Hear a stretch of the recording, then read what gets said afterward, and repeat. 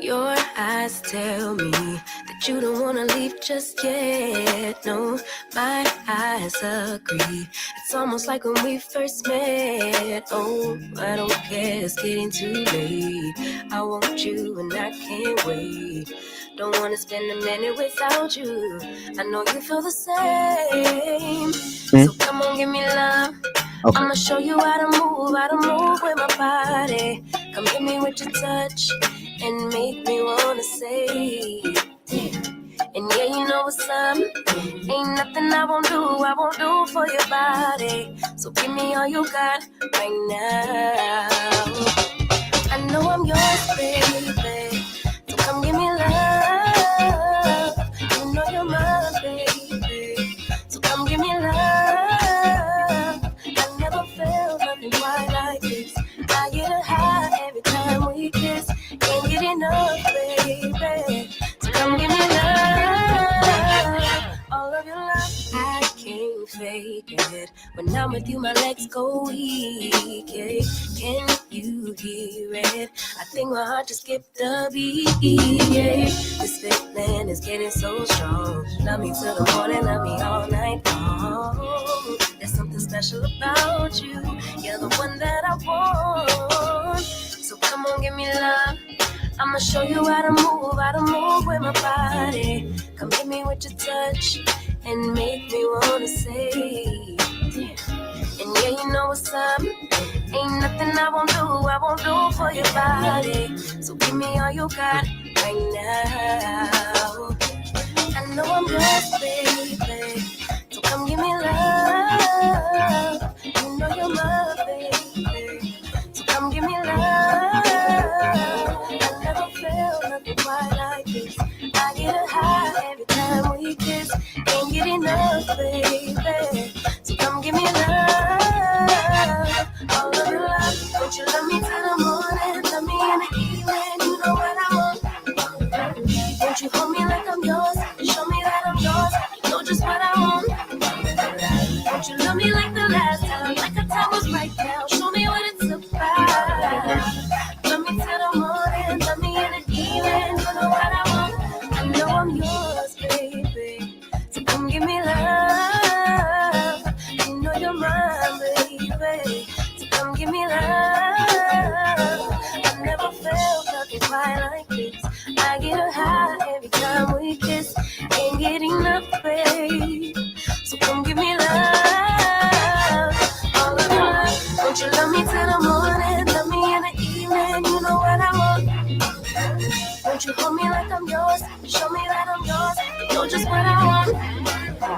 Won't you love me like the last time? Like the time was right now. Show me what it's about. Love me till the morning. Love me in the evening. You know what I want. All of your love.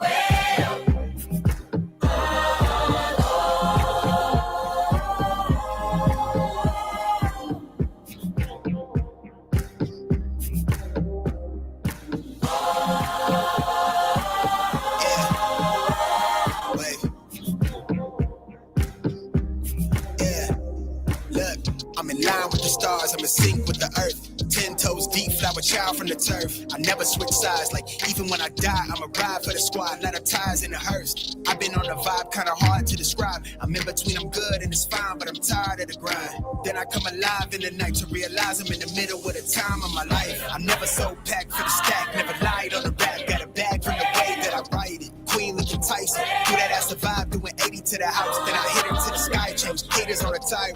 Talking to the grip in the face, be still, let that hate stuff fade. We all want the same, we all want a meal in the safe. I wanna live like I'm trying to be lightning. Trail spill from my lips, feel big from the bit. Take a sip till I pass out.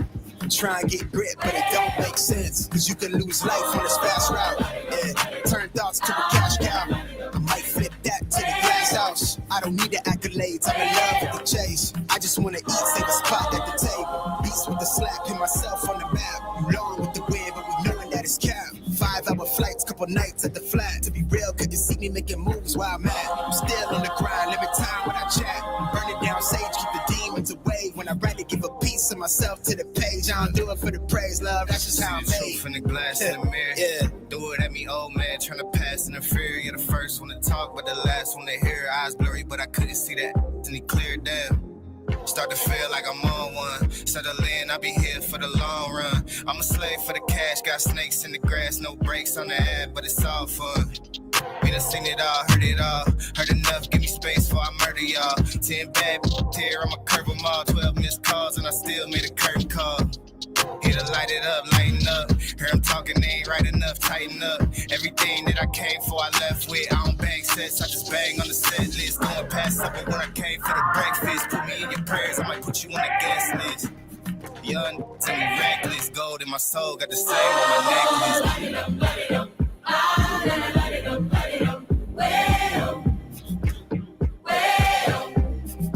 Oh, light it up, light it up. Ah, light it up, light it up. Well,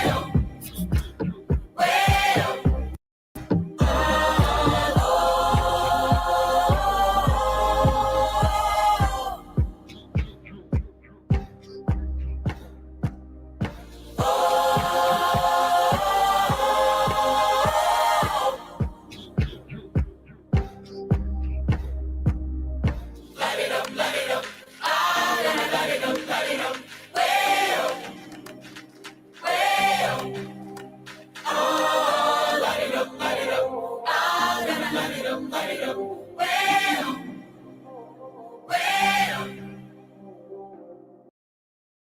I could really use a change of scenery. Yeah. Everybody smoking all the greenery. Yeah. Clothes the match that they were handed down to me. But I'm still fly, I know. I'm still fly, let's go. It could all be worse, I could be a hater like you. It could all be worse. Clothes to make the man, but that poison's gonna kill you.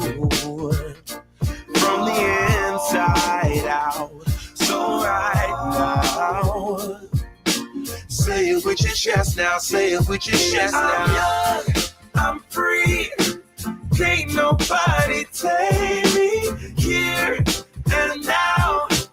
It's my time to run it out. It's my time to ride it. I'm young, I'm free, can't nobody take me here and now. It's my time to run it out. It's my time to ride it out.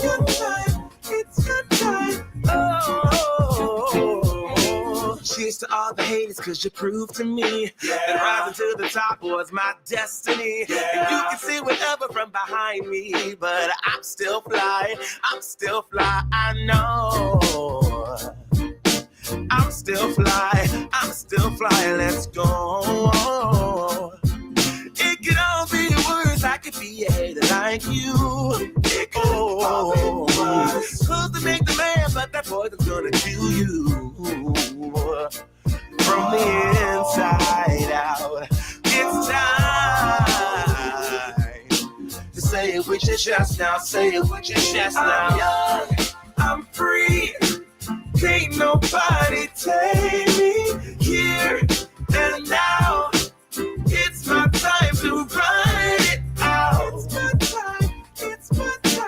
It's my time to ride it. I'm young, I'm free, can't nobody take me here and now. It's my time to run it out. It's my time to ride it out. It's your time. Oh, if you're on the bus, say yeah. If you're on the train, say yeah.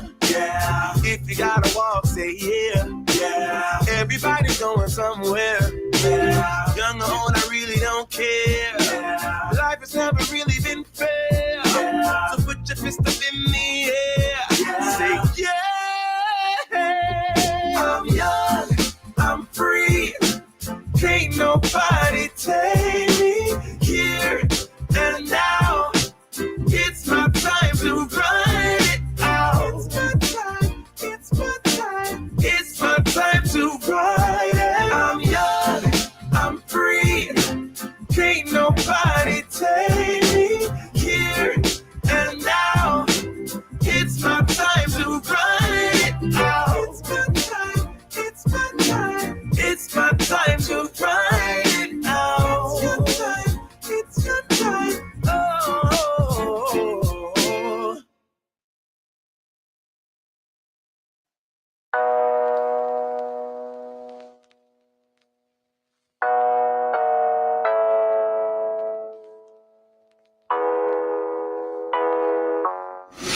Why don't you get it by now? Tell me what you learned in grade school. Give it to me like you want it. Did you forget that golden rule? Why is our love it one-sided? It should really be give and take. Fill you up and leave me empty. Baby, was that my mistake? Covering these feelings, going through changes. I'm just so mad right now, I can't even think straight. So I'ma just tweet it and delete it, knowing you won't read it before we get too far away. I need to clear my mind. I'd rather just tweet it and delete it before we cross the line and we reach a point we can't rewind. Rewind, rewind, rewind. Tell me what choice I have now. I just wanna get it right with you. But if we try to talk about it, our history says we'll just argue.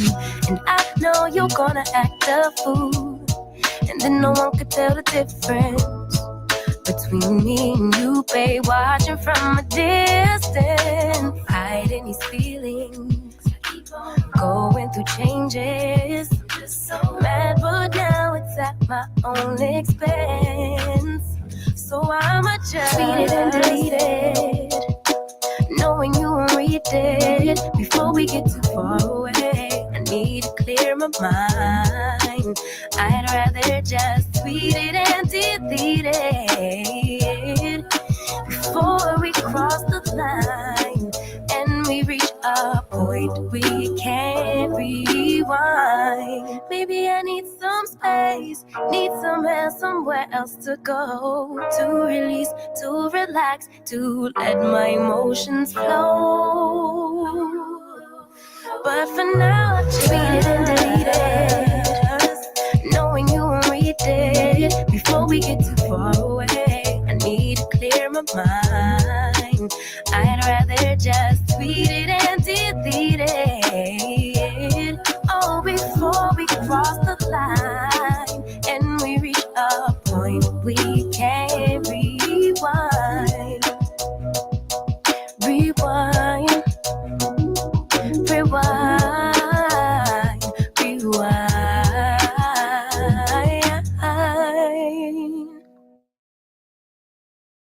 6, Carter G. Woodson gave us Black History Week.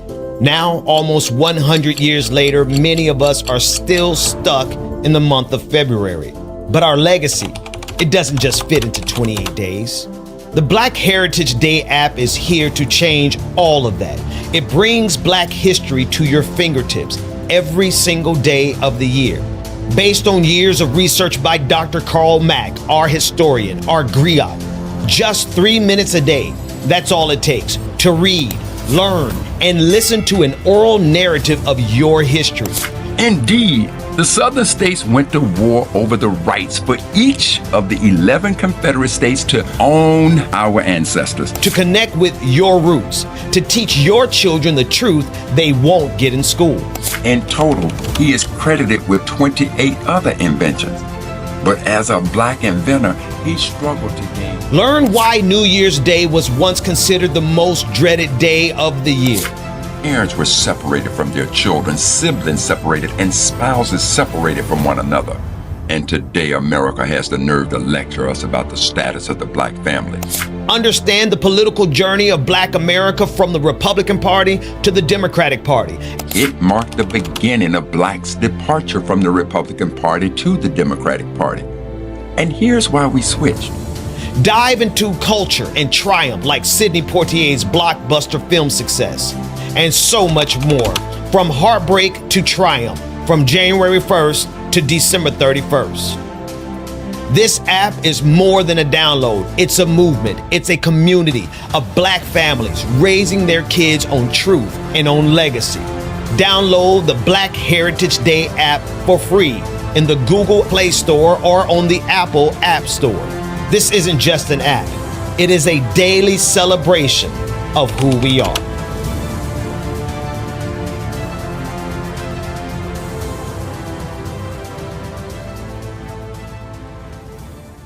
Work that we're doing here is not going to stop when it comes to these type of discussions. It's going to be for us and by us here on this platform when the media is telling us to look the other way. Your support is what helps us move forward. Join patreon.com/like it or not. Help us grow. Like It or Not starts now.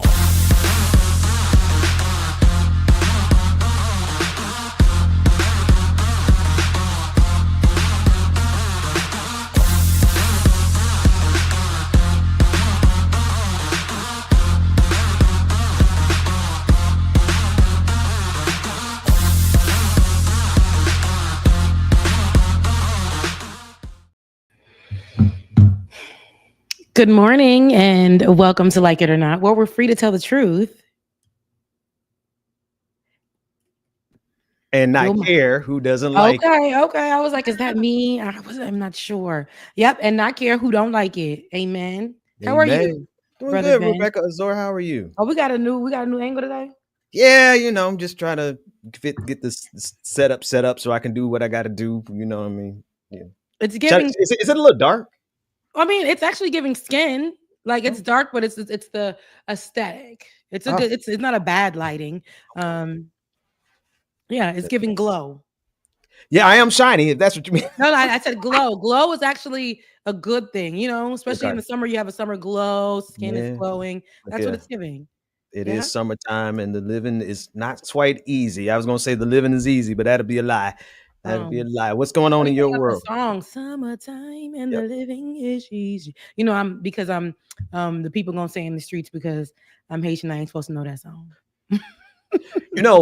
Since you started that, have you seen all of the wonderful videos of Black Americans, descendants of enslaved Africans in America?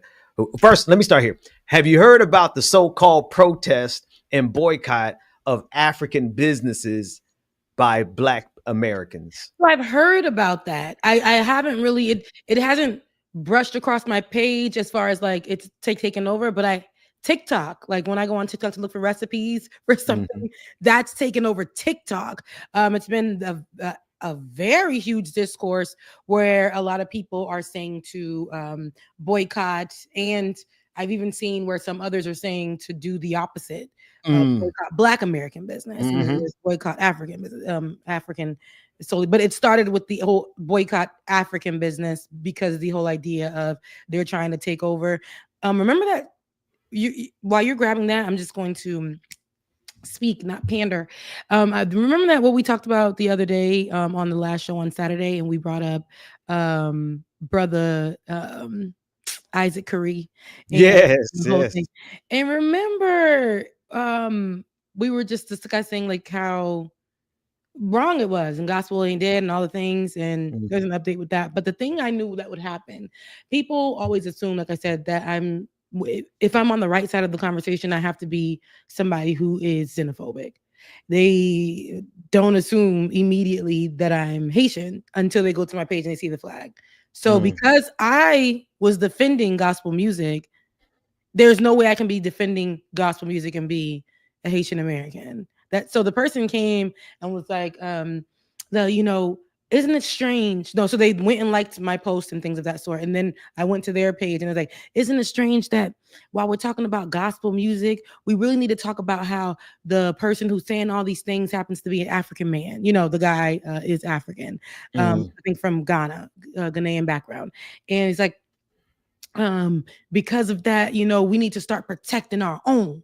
Gospel needs to be protected because what's happening is Africans. You see how Africans are taking over the gospel world. They're coming over here and Black Americans are flocking to them as the preachers and as whatever and as da-da-da-da-da. And I'm just like, because the scam look different, it might be dressed up a little different. No, it's the same thing all the way across. That's in my opinion. I'm like, everybody, this the same thing. So it ain't that they're taking over anything. I see it as the same thing that y'all got to question why y'all would not remove yourselves from TD Jake's robe. Get off of it. Like, what's wrong with TD Jakes? There's nothing wrong with TD Jakes. I was an avid TD Jakes viewer, and supporter. And since I was itty bitty, and all the Haitians were Benny Hinn, and they were TD Jakes, and they were Juanita Bynum, and they were, all these people. So don't get me wrong, I know all these people, but y'all gotta ask the gospel industry why they ain't moved the needle for nobody else to be, having a bit of shine, as far as let the industry grow and it not be just TD Jakes as the sole, person for. Because most of the channels are controlled by white folk, and they only gonna let one Negro up at a time. Like that's just what it is. And the thing is, that's what I'm saying. That should be where the conversation. Ben, that is an important conversation. Yeah, they want to skip over that and blame it on Africans. And that's the problem for me. It's like you're doing exactly what they did to enslave folks way back in the day, and that's choose a Black person to be upset with, right? So, yeah. So but it's backfired. It's backfired in spectacular ways. So they try to organize a boycott. They being like FBA, which stands for it's Fundamental Black Americans, which is nothing more than a trademark, literally a trademark owned by Tariq Nasheed. And so these folks are basically, let's just call them what they are. They're pro-Black imposters. They're pretending to care about the Black community, and they are destroying the Black community. And they're trying to do it by dividing Black Americans from the rest of the diaspora. And this week's edition was, let's boycott African businesses. Well, the truth is that didn't really go well for them, because now it's gotten everybody, like Black folks from all over, Black folks who are descendants of Africans, enslaved people, Black folks who've been here 5, 6, 7, 8 generations like myself, but they coming out and they are like out here saying, nah, we ain't with y'all on this. Just listen to a little bit of this one. TikTok, this is for entertainment purposes only. I got to put that in there because what I just said, yeah. So I just seen this post where this lady is sitting up on there talking about August 1st. It's supposed to be the day that everybody's supposed to boycott African shops. My first question is, how are you boycotting something that you don't go to? Well, that's one. You have locks in your head. How are you boycotting African braiders with locks in your head? Make it make sense to me. Also, how could you skip over everybody else and jump straight to the Africans? How do we do that? You literally jumped over white racist people. That's what I said. Racist people, Asian racist people, fucking fake ass Indian racist people. You skipped over all their businesses. I can't vouch for everything she says, but and went straight to the Africans. Look, it got a little crazy right there for me, but we're gonna be all right. We're gonna pat. They just speak their mind. They aren't out here trying to eliminate us, unalive us, harm us, and do all this shit to us. They're not doing that. That's everybody else that you skipped over. All right, here's another Those one. businesses. Here's another one. Check it out. Hey, I'm going to close with this. I noticed that behind this FBA movement, it's a lot of black men. A lot of the sisters are behind this, but I see the black men are like really doubling down.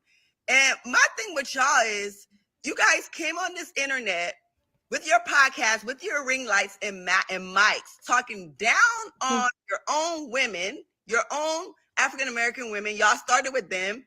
And then y'all, going down. Now y'all hate Africans. And then look, the Ralph Lauren thing, the Ralph Lauren campaign that you guys are hating on that, saying that that's not your experience, saying that you grew up stealing polo. What is wrong with you, brothers? I'm talking to the Black American men. What is wrong with y'all? It's like, you guys are supposed to be leading the women, and y'all are not behaving like leaders. Because at a time like this, when we are under attack as a nation, okay, let's not even forget that we're under attack as a race, as a black race. Like, these people don't want none of us here, whether you're African, whether you're African American or Black American. We are not wanted here. Okay? All right, let me share one more, and then we go. It's funny, I rarely get my hair braided, and I just went to the African braiding shop, and here y'all is talk about y'all boycotting these folks. What is we boycotting them for? Please help me understand. Like, I understand that the Black American girls do know how to braid hair and stuff like that, but you can't just walk up in their shop. You gotta buy your own hair. They be charging $300 plus, just all these extra add-on fees. In the African shop, you got two people on your head. It ain't, you know what you're paying for. You know what you like, it is what it is. You can get food, you can get up, take a break, whatever. Like, what is we boycotting? And then it's like, y'all boycott everything else. Why the fuck y'all ain't boycott Lululemon? Why the fuck y'all ain't boycott Gucci? Why the fuck, why we not boycotting that? Like, why y'all not boycotting the shit that really need to be boycotted? Like, I don't be understanding it. The brains don't be braining. The thoughts don't be talking, because boycott who, baby? Do y'all see how neat? It's funny, I rarely get my it's background. That's just like 3 videos out of like who how many. This is literally my second. I said this to the lady at the braid shop. I said, I ain't coming to y'all for a weave. I'm just be honest with you. I go straight to my, Black Americans. They know how to put a weave in. This is my opinion solely. But when I got braids, when I'm going to get braids, it's gonna be Caribbean or African number one. And I just came from the Togolese lady, and she got me look. I said, hey, I just want a medium.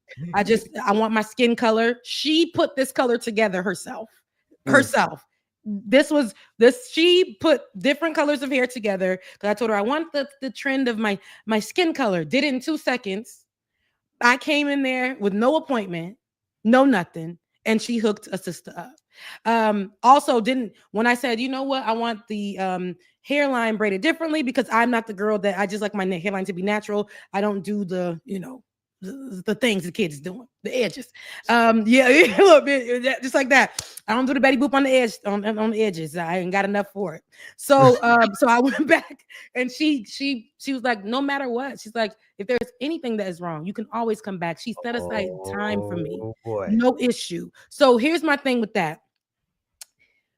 And a lot of them are doing this thing where they're booking appointments at the braid shop, setting up their cell phones and recording one-offs, and going off on them, saying this is why I don't go to no Africans, because it'd be just hood, it'd be just whatever. But you're there because the price, right? You're there because you can get out quicker, correct? You're there because it benefits you in some way, shape, or form. But it's not only with the hair, clothing, all the other things. Black Americans have the same thing. Why don't we just support all of us and all of our things, like you were saying, Ben?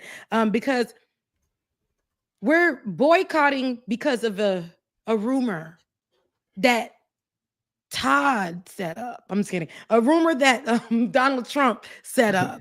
And you have to understand that, and it's not only Donald Trump. Donald Trump is the example of the slave masters and the colonizers. So the same rhetoric that he is spewing out from one of the highest pulpits in the world, he is taking pages and the blueprint from the original colonizers. And that is to separate and make sure that if you can put something into one of the group's minds to tell them that the other group is taking away something from them, even though they have the same plight, they look exactly the same, and they come from the exact same place, then we can still gain control of them. Divide and conquer. Divide and conquer is ancient as history is ancient. I want to bring up, and I don't know if this is a new person to the chat, and I'm sorry. And normally, you know, I always tell people stay out of the chat, stay out of the chat. But this one's important. Destiny, I'm not gonna knock you. I am gonna knock Tariq. This is what Destiny said. Then you have no idea what FBA is. You need to have a discussion with Tariq Nasheed and not just disparage you, man to man. It's hard to have a conversation with the man to man when he's hiding from me behind a block on Twitter. Tariq Nasheed been hiding from me for years. He unblocked me for like 6 months, and then I gave him so much direct hell that he blocked me again. I know exactly what. I mean, honestly, I could bring it up in a second and show you where it's nothing more than a trademark that he makes money off of. But I think it's important that we actually understand who the man is behind this operation. Here's Tariq Nasheed out of his own mouth, saying how he got offered a huge bag from white supremacists to disparage Africans and immigrants. Listen to him. They would love for me to join with them to dump on some black immigrants. There's a huge bag for that. Let me tell y'all something. I've gotten calls from these white networks wanting to put me on and give me a real big bag to get on TV and get out here and start throwing black immigrants under the bus with them. A whole tribe, a village of people got AIDS. They know they just gonna come over here and just get into black society. So what would stop them? Now, the first clip that you heard was him saying he got the offer, right? And he made it seem like, okay, I'm too black to do that. Then just like about a year later, this is what he's saying. You know, let's think about that. Let's put your thinking caps on. They know when African immigrants come over here, they're not going nowhere, but they're going to come right among black society. There you go. So anyway, you missed I split it up wrong, but then he came back talking about. No, you actually, this is, you played it before on the channel. You played both separately, but you were showing us the, how he got the bag and then what happened when. Listen, I'm not going to say he took the offer from white supremacists, but I am going to say this. Why white supremacists feel comfortable enough calling you and offering you a big bag to betray black folks? White supremacists know good and well they can never call me. They can never offer me nothing. They can never say, Dixon, I got a huge bag for you to do what? To do what? Slap you upside the head? Okay, I'll do that for free. But they felt comfortable enough going to Tariq Nasheed. And then shortly thereafter, Destiny, he backed away from his whole documentary. He did a whole documentary on Haiti one time. He was Pan-African at one time. And now all of a sudden, he's heading up a boycott against Africans.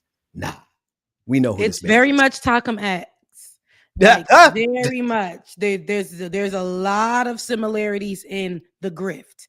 When one group of people find you out, you go to the next and you grift to their beliefs. You'll grift to whatever it is that you don't believe in, but they don't know about.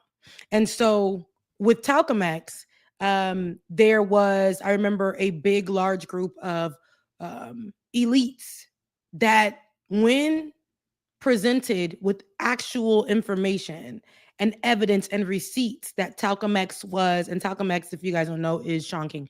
But when he was putting out when there was so much information on the wrongdoings that he was doing, they said, we can't bring our brother down like that. We can't bring our brother down like that. And they held on. Then he moved on, and then he was within the church. And they said, we got to cover our brother. And he moved on to the next. And then he became, a Muslim?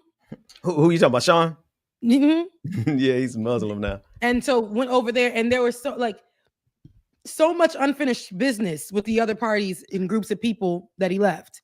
And there's a big group of white people because of white guilt who associate with them. And I think it's easier because he looks like them.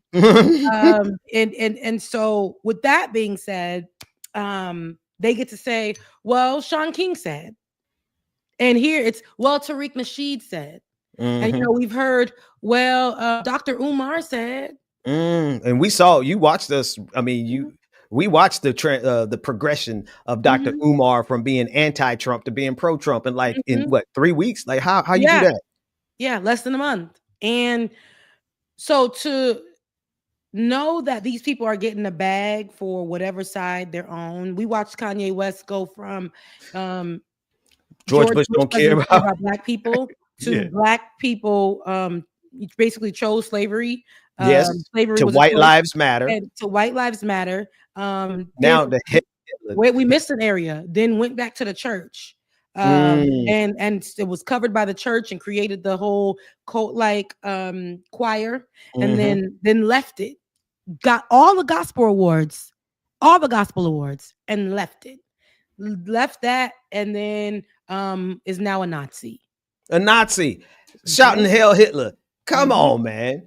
Yeah. Come on. Like there's a progression, and these are the people. Now, does this mean, I want to be clear here, because there's quite a few people who identify as ADOS and FBA because they want to delineate and say, I'm a black person who is a descendant of enslaved Africans in America, right? Does this mean that everybody who does that is Tariq Nasheed-ish? No, not at all.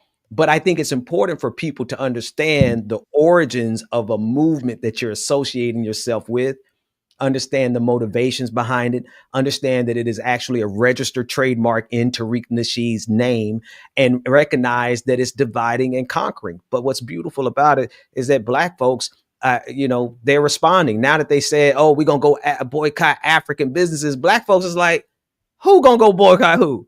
We ain't going to boycott. We ain't boycotting African food. We ain't boycotting African beauticians, braiders. We ain't boycotting African nothing. Y'all go over there and boycott. But it's video after video after video. I mean, literally, I'm seeing like hundreds of videos of African Americans, people born in America, people whose ancestors were slaves in America. I'm seeing them saying, y'all over there by yourselves. For the rest of us, we Pan-African, we are part of the diaspora, and we tired of the diaspora wars. And I love to see it. Shout out to Tutus Braiding Hair Salon, who needs some business because she's in the white area. Tutus Braiding Hair Salon in Ackworth. If y'all need a braider, check her out, because sis braids it down. And it's not the type of African braiding salon where it's crazy. I know that we're used to those, but this one is beautiful. The atmosphere is nice. It's beautiful and pink inside. Check it out. It's called Tutus. I think they're renaming it, but it's Tutus Braiding Hair Salon in Ackworth, Georgia. So, yes, please go check it out, because it's predominantly white, but they're looking to, just expand, and that's where they have their business. So please, if you can, tell them Rebecca sent you. All right, you might get something, a little percentage off. I know the people. All right, I know the people. With that being said, we have to combat this type of stuff, because even if it's just us, or if people say I don't like when people say, if we ignore it, it'll go away. Has that worked? Ever. Never. Because never. I wish if we ignored, because they've actually used that, Ben, whether we want to admit it or not, in the last election cycle. That's right. If we just ignore it and not vote, or stand our ground because Kamala said this or whatever, it'll go away. It'll be fixed. And now we are undoing and making things so much more worse, that we're going to have to do so much more of a cleanup than what we could have done with Kamala, former Vice President Kamala as president. And I think we have to understand that speaking up. Now I know that we have to understand that speaking up actually makes a difference. Speaking up actually makes a difference, and we know that from a historical standpoint. People lost their lives speaking up, fighting, and all the, because of where it didn't happen overnight, but with Donald Trump as president, we're undoing so much that overnight may not even look like 20 years. Overnight may not even look like 40 years. It's so much undoing and things that he set in place for years and years to come that we're going to have to keep calling it out so that we don't make it normal. It doesn't become our day-to-day. And that is another thing, is taking on these tired words and phrases and narratives about Black people. We haven't seen a spike like this when it came to diaspora wars in such a long time. We were coming to a place where I feel like people were just like, you know what? This is what it is. We got Burna Boy. We got Shabuzi. Shabuzi is a Nigerian man who sings country music in America from Virginia. Things like that are not an anomaly. It's actually, this happens all the time in America. We should be able to accept people as they are. And that's even amongst Black people, because we're not a monolith. And the idea that people are coming here to steal, kill, and destroy the Black American culture, it's crazy. You have people who are claiming FBA and ADOS, but Pan-Africans, who are wearing kente cloth, who are subscribing to a lot of African ways, but want to remove them and create what? So this is why I say, and then we have some people who are opposite and who are calling out Black Americans and saying all those things about them as well. We should not be fighting each other. Afro-Latinos, they in the mix too. We don't want nobody want to be around them. I know Black Dominicans. Nobody wants to be around them. Cubanos. Nobody wants to, because it's like, but at the end of the day, Black is not a monolith. And don't allow people to, I know so many, look, I got Black friends. I know so many Black Americans. Like I said, growing up, I'm supposed to sit here and tell y'all I do not F with Black Americans, because my whole growing up was being bullied and attacked and talked down to. But when I got to Florida A&M University and I saw those Black American people tell me to learn more about my culture, dive into my culture, they never made me an other on campus. They let us have our own groups and we partnered with everybody else. It was never a thing that made me feel like an outsider on that campus. And I realized that what they're doing outside of where Blackness actually thrives, that's right, is separating folks. Because I'm here on the highest of 7 hills in Tallahassee, Florida, and the togetherness is crazy. One of my closest friends is a Nigerian Brit. The first time he came to America was him coming to FAMU. The first time I met a Nigerian out of Florida, Miami-Dade, talked just like Trick Daddy, was at FAMU. I met actual Cherokee. You know how we say, I got Cherokee. I said, no, I met actual Cherokee folk. Black ones at FAMU. So I was like, this is what they're teaching me outside is not what, no. In every class that I had, they were like, yo, Rebecca, we're going to have you do, as a dancer, in my dance course that I had to take, they made me do my project on Haitian dance culture. And I learned so much in that. They told me, you do not have to hide. You are you. They even told me, I told y'all about this already. Professor Ben said, Ben Davis, you I'm about to say, wait. Professor Benjamin Davis told me the way the world is going to see you when you leave here is going to be as an immigrant. And I did not believe it. And he said, they're going to make it tougher on you. So he had to train me, which sucked, lose the accent that I had, lose it. We're going to work on that. We're going to do all these things. And here we are. And you're telling me when I leave this beautiful world that I know, where it's almost like Wakanda for me. It's almost like Wakanda for me. they're telling me to look at the people that I grew relationships with from all sides of the world and tell them, because you're this, I can't F with you. Mm-hmm. You're taking from me, you're this from me, you're that. And that is not the truth. We should be aligning with one another. There's going to be arguments. We're going to, just like any other group, people want to be superior. But, let it be more of the horoscope arguments. So the Leos are better than the Taurus or whatever, right? Love who you are, because America wants us to hate who we are. So loving who we are has nothing to do for us to look at one another and say, I'm better than you're black. Come on. I'm better than you're black. I'm better than you're black. Yeah. No, yeah. Enough of that. I want to share, this is a British Nigerian man who is, for the first time, becoming aware of HBCU bands. Mm-hmm. Now, the band he's watching is Alcorn A&M. Oh, no, I'm sorry, Alcorn State University. Mm. And Alcorn State University was the first black band that I ever saw. They came marching down the streets of Brookhaven, Mississippi when I was 7 years old, and the drum majors were tall and the girls were beautiful and the music was jamming. And then the drum majors did this, what he's about to see. They did this leap thing and they start flying through the air and stuff. I was hooked on HBCU bands ever since. This video just came out 12 days ago, and it just shows you how, like, the diaspora, like, we recognize each other when we allow ourselves to recognize each other, right? When we can see the beauty and the brilliance in each of our individual unique cultures, but we also see how all of our unique individual diasporic cultures are the same and connected and intertwined and have some of the same similarities. But just watch him as he sees it for the first time, because it reminded me of when I saw it for the first time as a little black boy in Mississippi.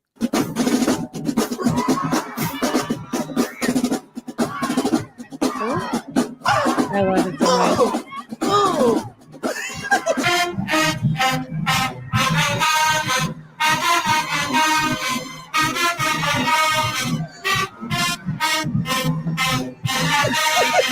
Once this story, people have probably got about 50 comments saying, Eddie, you have to check this out. Apparently, these are HBCU bands.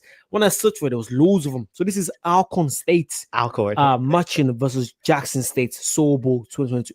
I have no clue what it's gonna be. But yeah, let's go. That's on the radio right now. For sure. Just talking more. Bro. Here it go. Gotta do it. Hey. Now entering the stadium, the Alcorn State University marching band, the sounds of dynamite. Under the direction of it's got a bit of spice on it. It's got a bit of a little smell. Not a little, baby. We got a spice at the BCU thing. Where's Alcorn State? It's in Mississippi, bro. Texas? Okay, anyway, go ahead, Rebecca. Maybe he's in Texas. Listen, when you go to an HBCU, now this may not have been Florida A&M University, and it may not have been BCC, now BCU, right? Yeah. Mm-hmm. But when you see an HBCU band coming down the street, now if it ain't fam, but if you see it, it's an experience. An HBCU experience, there's none other than that. If I ever were to go back and teach media anywhere, it would have to be at an HBCU. Yeah. Because of the togetherness. A man who is all the way in London or in the UK, an African man who has never seen the culture, but he sees it, the HBCU culture, and he's so impressed. And this is just a little taste of it, because one thing about HBCUs, our bands are bigger than the football team. We go to see the band. If your football team sucks, but the stadium is packed, that's because we waiting for halftime. Right. For them to eat up the opponents in the band. This is what we look forward to. And see, I know, guys. That's what they want to stop. They want to stop this. We see that with Marva Johnson over there at FAMU, who is doing Marva. She's Marga Marva, who is and not only Marga Marva, they put another Ron DeSantis appointee on the board of trustees just the other day. And this woman that they put on is saying how much Marga Marva has helped her. I don't care. Somebody said not all skin is kin, or not all whatever, not all kinfolk is skinfolk. And that is very factual and true. Not all skinfolk is kinfolk. There they go. Right? But their knees don't feel like their knees ain't going high enough. But you know what? Don't even try, because I could put FAMU next to look where he paused it just by happenstance. That's higher than a 90-degree angle. Them boys are stepping. Now they don't always step. Bethune-Cookman drum majors always step though. Go ahead, Rebecca. That's all right. We're gonna be quiet on that one. Yeah, I marched in the HBCU marching band, know. and believe it or not, I was drum major in high school, so I take this very, very seriously. Go ahead, Rebecca. I know, and that's why I'm gonna leave that. But you know, I feel like they want to take this away for the very same reason we just discussed at the beginning of the show. Because the more they can divide and conquer, the better. If you take away HBCUs, or if you go to HBCUs and you figure out why there's so much togetherness. I told you, outside in Palm Beach, all I know and all I had was Haitian friends.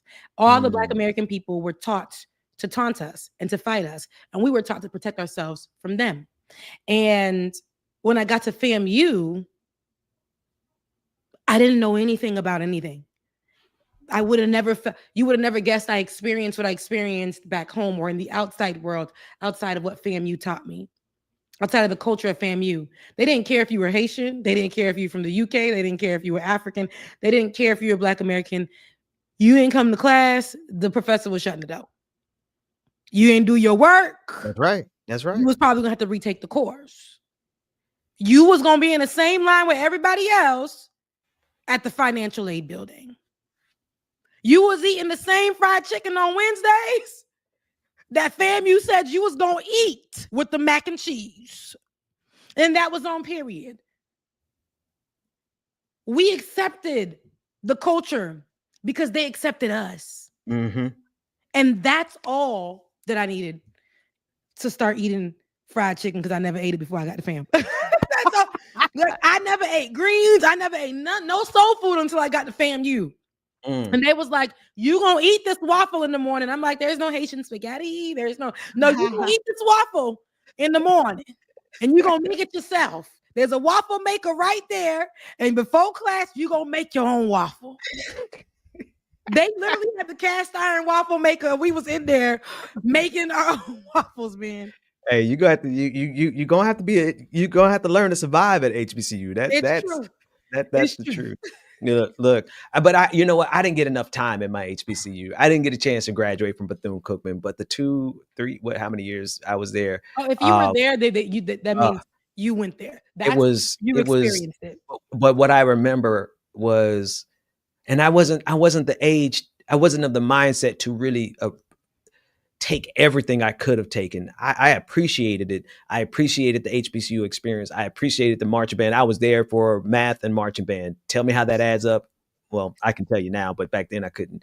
I was there for math and for marching band, but I was on the campus of Mary McLeod Bethune, right? I knew I was learning who she was because they were teaching that to us, but then I didn't really sit and absorb the history of the land that we were sitting on. I didn't really sit and absorb the professors who were trying to teach us about African history and the diaspora and how it turned into African American history. Like, I didn't really just sit there, but if I ever had a chance to teach it now, to be because I'm too old to be not too old to be a student, but I've learned too much and there's too much to share. Like, I would genuinely value the chance to train up a whole generation of young Black folks to appreciate the subtle things that we miss because we're so busy in college just trying to live. And so you miss some things while you're there. But if I had a chance to do it all over again, like, there's nothing like going to an HBCU. Exactly because of what you said, Rebecca, because it's African people from all over the world who show up there. Like, you're not just Black, you're diasporic Black. Like, you're all the threads of how you as a Black person connect with the Nigerian, how you as a Black person connect with somebody from Ghana, how you connect with somebody from Haiti, and you're learning about Haiti's history while you're learning about African American history, and you connect the dots. And what they don't want us to do is connect the dots enough to see that we have never been each other's enemies. There's never been a reason for us to oppose one another. But there you go. You have Negroes like Dr. Carl Mack will probably cuss me out. You have black folk like Tariq Nasheed, who is invested literally in dividing us. And I'm just so glad to see the diaspora stand up and the tribe stand up and say, boycott who? African food? Ain't nobody boycotting that. Ain't nobody boycotting their stores.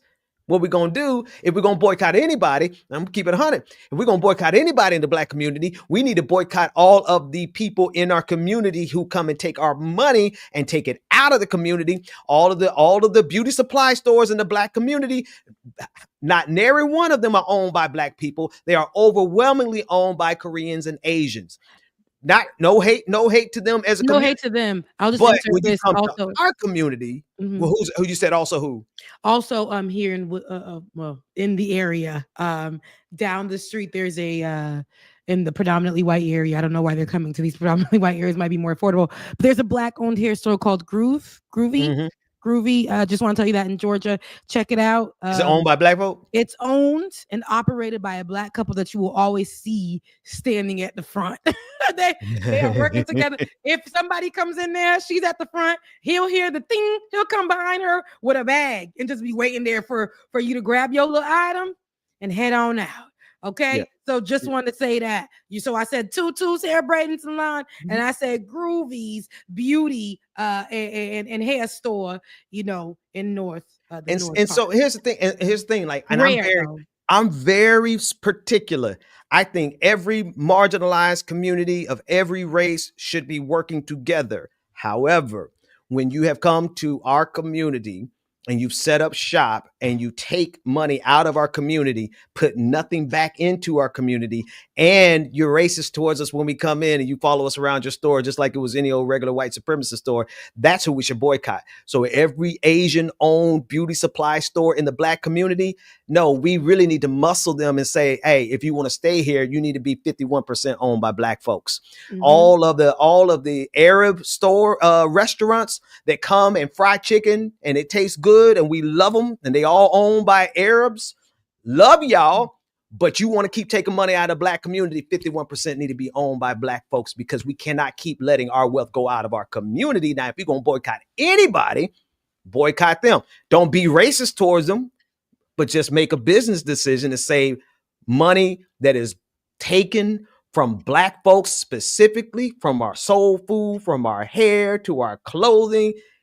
That money needs to circulate in the black community first. And then if after 6 months, it wants to go out. Right now, it don't stay in the black community for 6 hours. The dollar does not stay in the black community for a whole day before it leaves the black community. So, and then one last thing, when you consider that black folks in America, what we spend is more than the GDP of entire nations.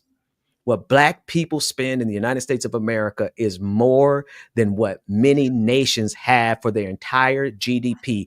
But none of that money stays in the black community. Boycott those businesses. I think for sure. I seen a video earlier and I said, okay, so I'm glad that this is being talked about. They were like, the Asians are frying chicken and this is the best. A woman was saying this is the best recipe for frying chicken. And they was like, yeah, you know why, right? Because when a lot of the African Americans were deployed in those Asian countries, they had to, teach them how to do that for the Black Americans to eat and for them to come together and be able to feed them and things like that. And that became a recipe passed down from Black Americans to the Asian community. And so I think that people, fried chicken goes way back to the motherland, but the recipe, we can't lose them. Okay. And when we're going to talk about them, we got to talk about where they came from, who put it together, how it came about. And that one, we got to say fried chicken, the way we know fried chicken to be. It didn't come from Kentucky Fried Chicken from the Colonel. Now when I'm desperate and I just got to give me a piece of, I've had occasion to eat from the Colonel. No, a lot. My best friend is from where the Colonel has made the chicken, where the recipe sits. But I have tasted my best friend's mother's, And it's better. and it's better. Let me tell you who else is getting close Miss though. Benita out there in Kentucky. Her fried chicken is good. let me tell you who's getting close. Let me tell you getting close. And it's a damn shame we up here talking about fried chicken, but it is what it is. Publix fried chicken ain't bad. Man, I told you, Publix got me. Them white over there that's doing folks wrong at that company. You go in there and you smell the chicken from the damn, and you be like, now who in there cooking the chicken? And you see the lady with the big elbow. You see her with the hairnet. They done colonized somebody's recipe and took it to Publix, and they be messing you up. Listen. I'm like, okay, I'm so now this is a good piece of fried chicken. I'm so ashamed. You can't afford no food. You go straight to Publix, baby. You got you a meal. Get you one piece. Get you 2 piece for what? Like $7 with a and side. You can feed you and the kids. You don't gotta go hide and sit in the car. You can come out the car with a good $9. And they may have one up in price, and that's all right. But the chicken at Publix. Well, I know you can ask for a sample. No. Listen, on your breaks, but I knew about this on my breaks when I was working in corporate. We so black. And I didn't have $1 to my name.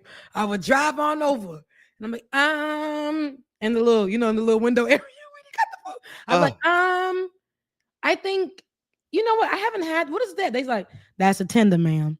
Could I try that one? Did they give I don't know what they taste like. What are they? I'm like, can I try? Is that the dipping sauce? Can I try? Okay, man, we'll give you a little sample. Look, this is delicious. You know what? I'm gonna go with something else. Delicious. Look, listen. Look, all I'm saying is if we gonna boycott anybody, boycott the folks who is extracting. Like, and then I'll be honest with you, that's every big box store, right? Like they are literally designed to come and take from Publix to Walmart to all of them. But it makes absolutely no sense. And what's beautiful about it is that the people who try to organize a boycott against Africans have awakened the tribe. The diaspora is speaking out, and Black folks who are tired of FBA and ADOS doing this dividing and conquering, they are speaking out video after video after video. So it's good. Thank y'all for trying to divide us, because now everybody's aware of it and they're pushing back and the tide is turning. I'm still laughing about you pointing out that the chicken over there, because at Kroger it's not the best for me. It's okay. It's okay, but it's $5 at Kroger. You get a good deal. But I will say, during the summer months, it's gonna be a white man that's real country flipping over a rack in the front. He gonna be flipping that rack of fat. Yes. He gonna be flipping it over. And listen, you know what it is? You know what it is? I tell you what it is. It's because poor white folks are working at Publix. And oppressed white folks are, because they oppressed because of capitalism. Like, they still might have some racism in them, but they are living paycheck to paycheck, and they just getting by. And that soul gets spilled over into how they spin that chicken, how they batter it. When there's a struggle there, listen to me. The Kroger that I'm next to, it is by those people that you speaking of, Ben. And I will say they're the same people that control the Waffle Houses that y'all love to eat from. Yeah, there's some solidarity there. The man in the front was toothless, but he was flipping that thing over. Okay. So I got a story about yesterday. Yesterday was my nephew's birthday. We took him out to eat. Shout out to Jediah. Jediah, I love you. Happy birthday, my baby. It was my nephew's birthday. We took him out to eat. We had a racist experience when I took him on the run that I go on every day. It was 2 white men in a vehicle. They actually gave us a ticket for parking where we usually park, for me to just find out that the city's just insured some parking sharks. So if you park somewhere to go into a trail, they're going to take a picture of you walking into the trail and then put a ticket on your vehicle and then send you the picture of you walking to the trail. Very strange. Anyway, so I felt so bad about that. Then we went to I'm not gonna name the restaurant. We went to a Black breakfast restaurant in Marietta, and they had an amazing time. But we noticed that there were white workers at this Black-owned restaurant, but a Black cook. Black cook was doing everything he could do, all the things. My baby took a bite of his burger and I said, hey baby, you all right? He's like, and I said, what's going on? And behind his burger was just little spots of mold. And our food was good though, but there was spots of mold. And that man was out. When we made the complaint, the white woman was like, I've never been in we can hear their conversation. I've never been in a position where I had to take food back. And then at that point, we was like, hold on, white lady. Now we was gonna go off. But now you back there talking to the only black cook who has no help in here. And you saying that you've never been in a position where you had to take food back. All of our food is actually good, but my baby, he must have just took out the food and wanted us to eat and did not see that there was a molded bread inside. Now, when we went outside when we were leaving, because we started drama, they complimented the check and we said, let's get out of here. Let's go. You got your food. We said, let's get out of here. Everybody good? Get your to-go plates. Let's go. So when we got out there, I saw the man. I thought I left my phone there. The kids went somewhere else with their dad and their uncle. And I thought, let me go back and look if I left my phone around the area. The man was outside as toothless as they come, everything just struggling. He left the kitchen and went to go sit outside. People had walked in there and waiting for food. He said, I don't give a damn. Her tone. That's what he was on the phone saying this. And I walked up and said, hey, I just want to apologize. And then the food you were making was good. It's just that there was the molded bread, and we wanted to make sure that y'all know there could be a batch of bread out here that you may be molded and you may not know. We understand. I said, I seen you back there on your own, cooking and making sure that the food was coming to us. I said that to him. He's like, but I cooked it good though. And I said, and you did. And you did, brother. I said, and you did, my brother. You good to go with me. You're good. Oh my goodness. But yeah, the struggle. And somebody wants to know is that I made your food good. Because I know how my mama taught me. I know how I'm in the kitchen cooking fried chicken. And everybody is sitting here disrespecting me. White folks want to come back here and tell me, he said, her tone. Nobody eating in this mug. He left and walked out and sat outside. The lady came to me with white tears at first and was like, I'm so sorry. I never. It's like he's mad back there. And I'm like, now you don't come to me with that, white lady. You don't come to me with that, white lady. I will not. I'm not. Yes, we have molded bread. We got the ticket comped as we should. But you, white lady, will not come to me with that. I watched this black man back there by himself. Not another Nan cook back there. Not another Nan cook. And you could tell, is somebody who is working to make sure he gets a check. And maybe that comped check might have hurt him. Would have hurt him. Yeah. And that's where my problem lied. And she was like, make sure you call the owner and let them know what he did. I'm not. Call the owner and say he did a great job. Y'all need to just get him some help and give him a raise. Did. My brother and me, we sat in the car and we talked about it. And I went and told that man, he told you he was back there. He said, I know my tone is bad with the manager. He said, but her tone was rude. She had the nerve to come in there after my long day. I'm cooking for everybody. I said, oh, sir, you cooked great. It was delicious. That's all he wanted to know. As long as he made me feel good about how my food tasted, that's all it was about. And that's what that soul in the food gives. And even with I ain't talking about Nashville soul. I'm talking about the people who are not even in we know the folks I'm talking about, the white folks that's in the back with the Appalachia soul that's making illegal drinks from whatever. Moonshine soul. Yeah. Remember Ben who? That man that we work with. And I would never eat his food. I was just about to tell you, I was going to bring him up. You didn't eat that man's red beans and rice? You came to me and was like, Rebecca, you need to eat these. I said, no, I'm sorry. I'm not doing that. Day my son was like, I'm like, I'm okay. Everything is fine. And we used to work then like 12-hour shifts, 13-hour shifts. And I just wasn't eating. I couldn't afford it, even though we were going viral every single day. Either I couldn't afford it or, I couldn't leave to go get any food because we had to have the show out at a certain time. And that man came with his container with the red beans and rice. Ben, we can't hear you. I tried it. I said, you can't cook no red beans and rice. You maybe it was racist of me to say. I say, you white, you can't possibly cook red beans and rice like my people from Louisiana. That man came up there with some of the best damn red beans and rice I had ever had and have ever had ever since. And then I realized it's because he was poor and he knew how to squeeze every bit that he could of goodness out of what he had, and he put it in them red beans and rice. I'm sorry you didn't get a chance to taste it. And I probably ate it all. No, Ben, you forced me to taste it. You put it on a little thing, and you said, "Just try it." Remember, you came to me like a slave in the night. Just try it.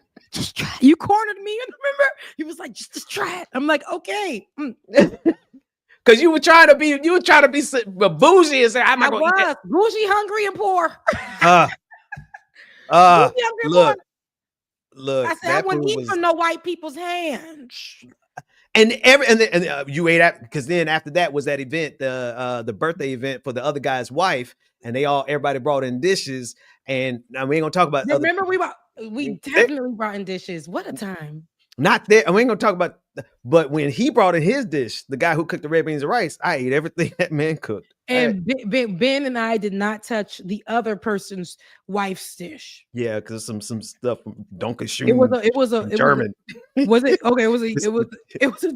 We said, it wasn't bad because it was German, and it was not because, but. And came in a beautiful. I love the way. Oh it came. yeah, She put it in a beautiful. She packaged it up in a glass container, like beautiful Chinaware. Did all the China that we don't use in the black household. She brought it in that. That's like 7, 8 years ago now, ain't it? Yeah, 9, I want to say. But she said, we looked at it. It came around the room. Kept going. He was like, and then the white man's this, the other white man, the white man from the South. His because that's what it is. You get you a white person from the South, or somebody who been from Appalachia, or somebody who been struggling up north, and you might get you some soul food. You might actually get you something with some soul in it. And it's that person, you know, and to wherever you go, when you expect, because if black people can accept what they got going on over at Waffle House when they're drunk and letting folks talk over their food, fight a little bit, come back inside with their cigarette, come back and fight a little bit more over the food, and then be like, ding, ding, ding, ding, ding. Sausage, egg, and cheese, and you come get it, and you still eating in there while people fighting. You can eat the red beans and rice from your fellow friend. Now, I don't know any white person. I don't think I have any white friends that are like real white friends in my life, like that are tangible friends, like not outside serial in person. Right. Yeah, in person friends. But if I'm saying that, and you probably are one, and I forgot about you. Sorry. Oh, good Lord. We haven't talked in a while, maybe. But I haven't had anyone cook for me in that way except for that. And, it's one of those things where you don't eat at everybody's house. That's true. I've seen even, you're hungry enough, you will. But the new black folks is coming. Some of y'all letting the dogs and cats in the kitchen. Some of y'all letting turtles walk over the dishes. What are we doing now? Some of y'all letting rabbits hop up on the counter, nibble a little bit at the potatoes and walk away. What are we doing here? What's going on? What did you talk about? Who doing that? Just go on TikTok. Oh, Lord. And Lord. But won't go under any bridge to go feed the people. Wait. Hold on, State of Being. You cannot have been with us long enough to hear us repeat these stories. Get out of here. Get out of here with this mess. What are we doing today? I did tell the story a million times, child, because that was at least twice a year. At least twice a year. But the best part about it is when I put them on. Remember when I was like, I put you on to these wings, and you said, "Fucking wings is good." And remember when they used to be like, "What are we gonna eat today for lunch?" When they didn't want us to leave, and I would be like, "Oh, I want some lemon pepper wings." Oh yeah. And it was from a hole in the wall spot. Oh, do you know how many times I visited that place after you put me on to that? I used to drive from the airport up to that spot to get those specific wings. Go ahead. The wings were incredible. They caught me off guard. One day I went in there for Asian food, but then they had chicken wings, but it's a hole in the wall spot. And they rude as ever. They rude. They rude. They don't talk to you. They be in the front like chicken wing. Girl. Sir. But they rude. They but rude. The food was so good. And then then how they be telling you like you didn't ask for a dry rub, you didn't ask for whatever. I said, can I get, the hot sauce? They will take a container like it's 17 years old, squeeze it on top of it. And I was like, oh my God. But we ate it. So remember that day when we ordered it and we ordered like tubs of it. Yes. They paid for it. They paid for it. We ordered everything. And we took our pieces home and they're like, oh, we're good. We're like, oh, thank you. I fed my kids off that for 2 days. What you talking about? They said, yeah. So and it's like, I don't know what it was, but my stomach was really hurting after that. I bet you it was. Because they get to eat whole. They get to eat whole foods. They get to eat all the non-processed food. No HGMOs. HGMOs. MSG. Listen. What a time that was. We was putting them on the food. And Ben, you put me on the food. I came to your baby shower and all I had was the food y'all cooked. You came to when my sister had cooked the soup. The fish and the soup jum. It was soup jumu. Yes. But you had soup jumu, but you also had the poisson was the fish. Yes. And and that was good, and those things. So listen, when the food is good, the food is good. The recipes must not be lost, and the recipes must be credited to the person who made the recipes do the thing it was going to do. But some people who learn the recipe might not have a melanated hand. But it might still be all right. It might still be all right because what it is, I honestly believe when it comes down to food, and you ain't got nothing but some flour in the kitchen. Look, you know how to make that flour taste extra good. You know what you got to do. You got to, and it ain't gonna be healthy for nobody. But you just got to take it on the chin and say we can't eat healthy this year, but you're gonna eat. And as long as you're gonna eat, you go outside and run around the house a couple times. You'll be okay. Get a little bit older. You'll go when you get older. You can afford to buy some whole foods. But for right now. And I think a lot of people had that experience, so we might be surprised how good food is. But even if though, and I think that's why them wings in the Arab community be so good. It's not in the Arab community, it's in the Black community owned by Arabs. But they be putting that seasoning on it, that stuff to make you cough and sneeze if you get too much on you. But man, look here, I ain't gonna lie, it's good, but it need to be owned 51% by Black folk, and that's where we need to put our energy. Not against the Africans. Yeah, not against Africans and not against each other. Good Lord, we've been on for a whole hour already. We have been. Before we get off, I actually wanted to comment on something.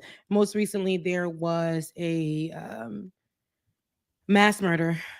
New York. In New York, and people are making the mass shooter a vigilante, and I have a problem with that in this case because, like I was saying on my threads, we got to be careful with putting out misinformation. I had quote threaded. Is that what the kids called it? I don't know. But I had quote threaded somebody who said the Blackstone shooter got the CEO of Blackstone. The media keeps lying, saying he was targeting the NFL, but he was targeting the CEO instead. The media is trying to stop the next wave of Luigi Mangione-esque vigilante fever. Oh, as my camera shut off. But I said, and all I said was yesterday's Blackstone mass shooting. Victims were employees, security staff, just doing their jobs. The shooter who had died by suicide was mentally unwell. Let's be clear. He was not a vigilante.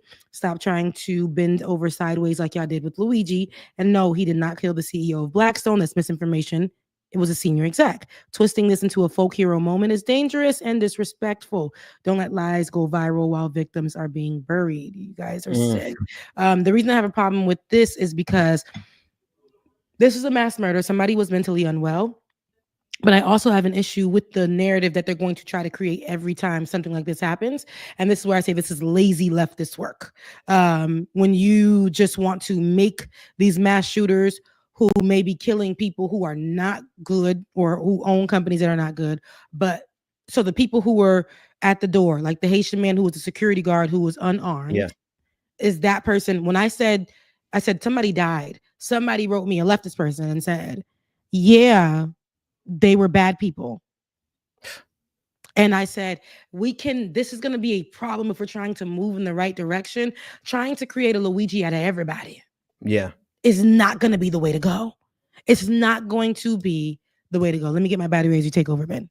Yeah, I'm just reading this. He was absolutely not a vigilante. This is from Devil's Advocate Productions. Broke this down to Pascal from the Pascal Show on his space on this space on Tuesday. This guy was simply mentally unwell and was unable to purchase a gun, same as it ever was. Yeah, listen, there's going to be rare occasions where you're going to find me, giving somebody a shout out for vigilante style justice. I didn't even give a shout out to Luigi. I think I might have wanted to. I just out of discipline didn't. But I'm not looking for. We don't take the system down with vigilante justice, with violence. Nobody does violence better than them, y'all. And I think people need to realize that we can't win this fight with violence because they are the masters of violence. They will drop a nuke on a city when they didn't really have to, right? They will genocide an entire people right in front of your eyes. So if we think we can win this with violence, then we're sadly mistaken. Now, I'm not on the other side of the spectrum and say no violence at all. No, you come down my street and you present a threat to my people, my family, my tribe, my church, my kinfolk, my allies, then we're going to meet violence with violence. It's just what it is. Whosoever win, let them win, right? But to go out and provoke violence with people who are masters of violence and just waiting for a chance to use their new bomb that they've been working on. No, that's not wise. Yep. And then to to say that the people who were murdered were just bad people just because they worked there. That's insane. That's an insane take. And I've seen that so many times. And let me go to the post because I want to let you know how many people reposted and it also was in so much misinformation was included in that post alone. So just to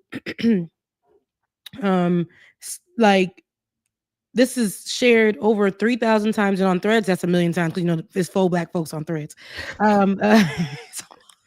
Did you send the link? You want to pull it up? 47,000 views. Oh, okay. I'll see it there.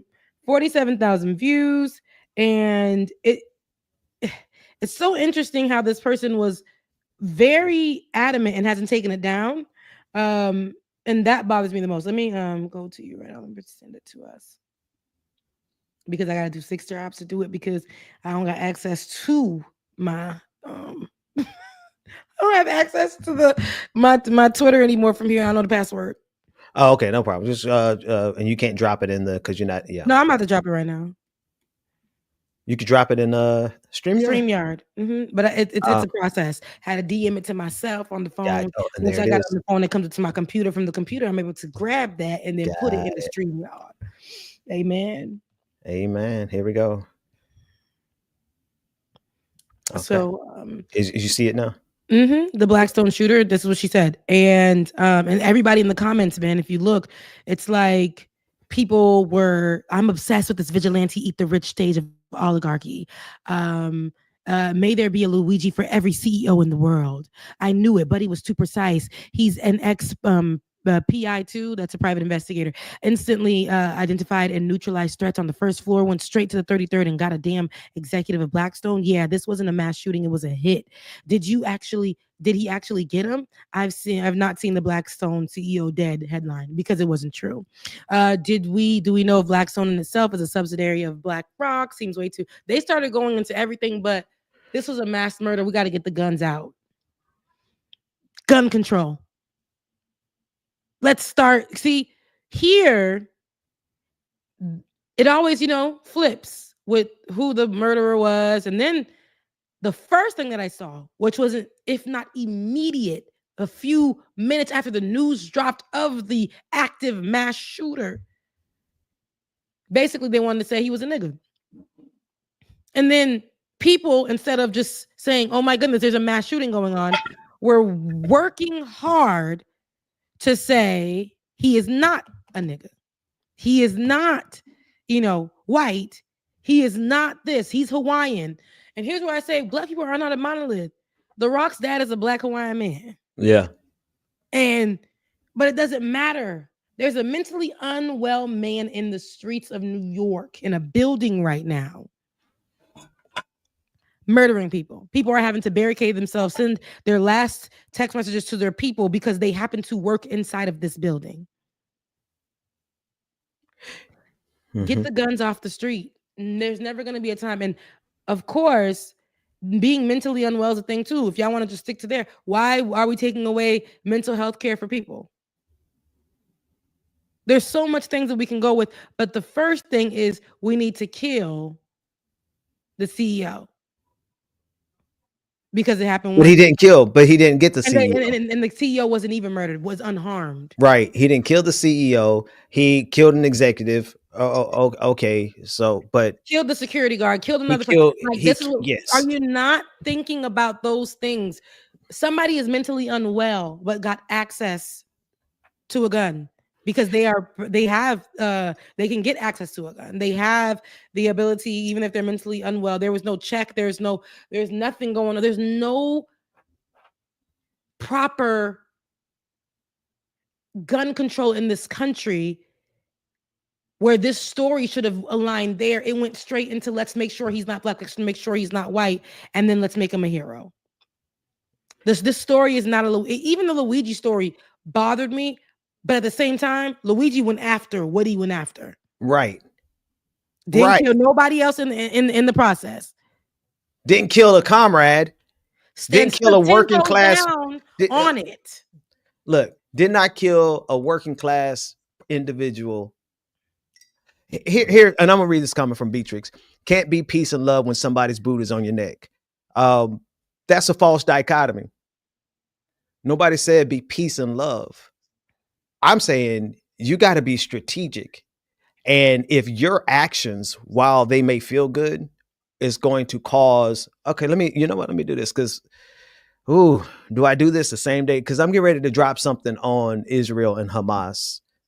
And I'm getting ready to drop something and I honestly need everybody's help. I need everybody's help to get the word out because,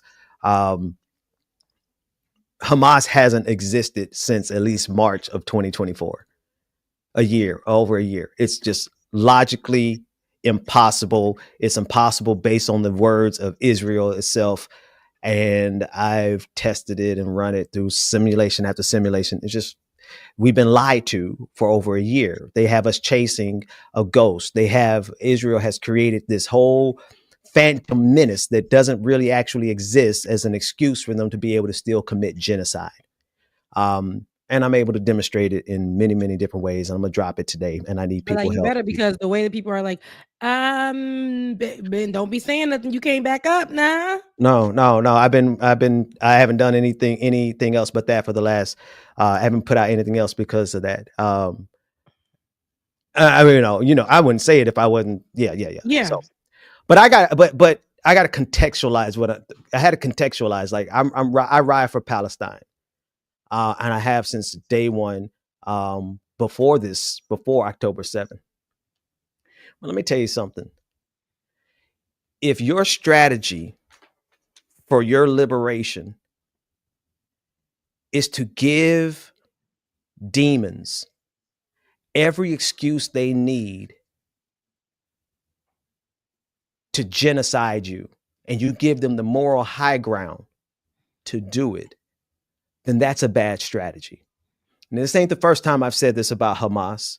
People like to venerate them and say, I won't condemn them and stuff. Let me tell you why I condemned them when they existed. They don't exist anymore.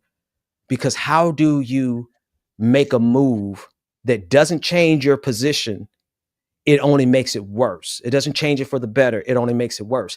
So much so that what Hamas did on October 7th was a give me. It was a benefit. It benefited Benjamin Netanyahu so much so that it couldn't have been planned better if it was planned by Benjamin Netanyahu himself.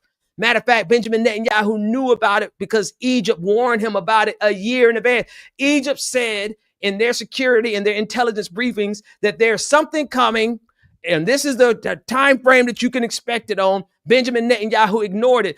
And matter of fact, Benjamin Netanyahu allowed funds from Qatar to go into the hands of Hamas. And what they did on October 7th didn't do anything to help the Palestinian people. Now, y'all could fight me on that. Y'all could say whatever you want to say on that. The reason I tie it to this is because you do not give demons the moral justification to run their violence on you the way they have mastered. It's not about being peace and roses and love. It's about being smarter than them and not putting a gun in their hand to shoot us with. And the more and more and more we see people try to take vigilante, you can't kill enough CEOs. You can't. You can't, because they're going to replace, they got a new CEO already. Mm-hmm. The strategy has to be far deeper. Yep. The jobs will immediately go up and they'll put it on Indeed. So looking for a new position or looking for a new such and such. So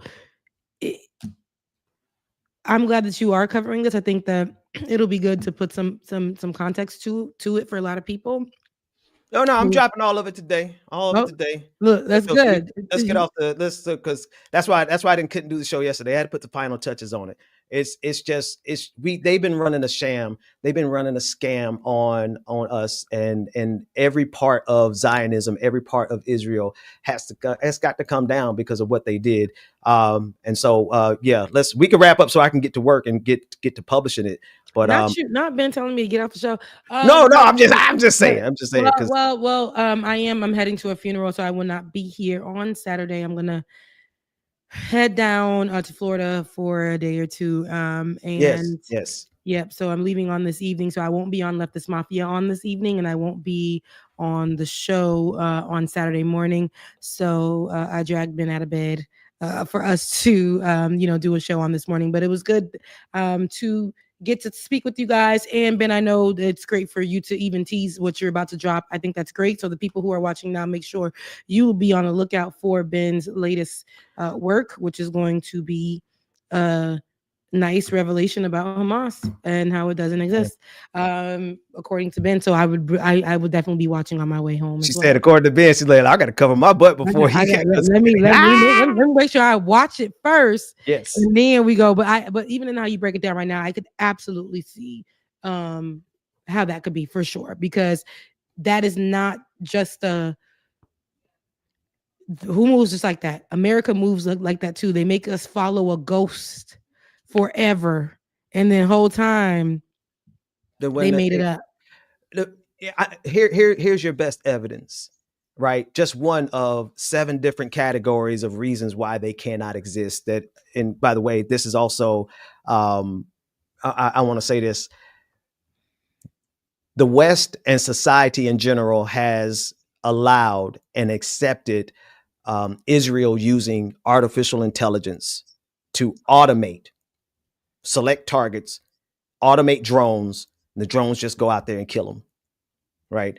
That's what this is the Lavender program.